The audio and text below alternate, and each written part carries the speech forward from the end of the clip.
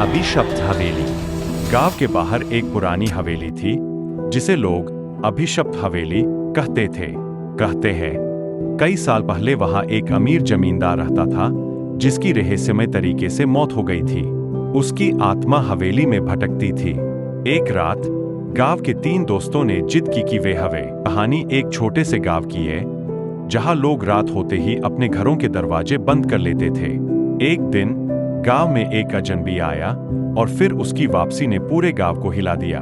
क्या था उस अजनबी का रहस्य? क्या वह जीवित था या मरा हुआ? पहला दृश्य, गांव में सभी लोग अपने घरों में बंद है। एक युवक विशाल साइकिल से रास्ते पर जा रहा है। विशाल अपने आप से, कुछ दिनों से यह गांव बड़ा अजीब सा लगने लगा है। आजकल लोग रात के समय घर से बाहर कम ही निकलते हैं। विशाल का ध्यान एक अजनबी पर पड़ता है जो गांव के बाहरी इलाके में खड़ा है। वह अजनबी सफेद कपड़े पहने हुए है और उसका चेहरा धुंधला है।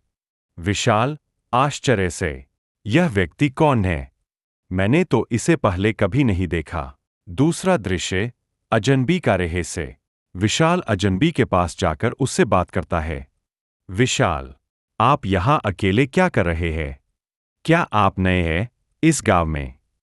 अजनबी धीमे और रहस्यमय स्वर में, मैं यहां बहुत पहले था लेकिन मुझे यहां वापस आने की जरूरत थी। अजनबी की आंखों में एक अजीब सा गहरा दर्द झलकता है। विशाल, क्या मतलब है आपका? आप कौन हैं? अजनबी गहरे स्वर में, मैं वही हूं जो तुम नहीं समझ पाओगे। तुमने मुझे देखा है, अब मैं तुम्हें छोड़ नहीं सकता। अजनबी की परछाई विशाल पर गिरती है और एक भयानक तीसरा दृश्य, विशाल का गायब होना। रात को विशाल घर वापस जाता है लेकिन अजनबी के शब्दों ने उसे परेशान कर दिया है। विशाल अपने आप से, क्या वह सच कह रहा था? क्या मुझे उस अजनबी को फिर से देखना चाहिए? अचानक विशाल की नजरें खुलती है और वह अपने कमरे से बाहर जाता है। वह उस अजनबी को फिर से देखता है लेकिन अजनबी का चेहरा अब और भी डरावना लगता है। उसके चेहरे पर कोई भूतिया छाया दिखाई देती है। विशाल कांपते हुए, तुम कौन हो? अजनबी धैर्य से, मैं वही हूं जो तुम्हारे सामने खड़ा है। अब तुम मुझे छोड़कर नहीं जा पाओगे। विशाल एक चीख के साथ गिरता है और उसकी आंखों के सामने अजनबी का चेहरा धुंधला हो जाता है। अंतिम दृश्य, गांव के लोग।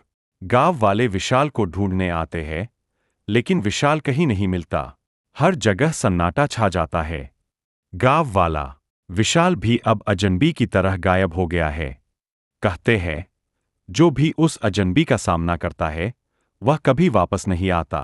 वह अजनबी अब हमारे बीच में है पर कोई उसे देख नहीं सकता।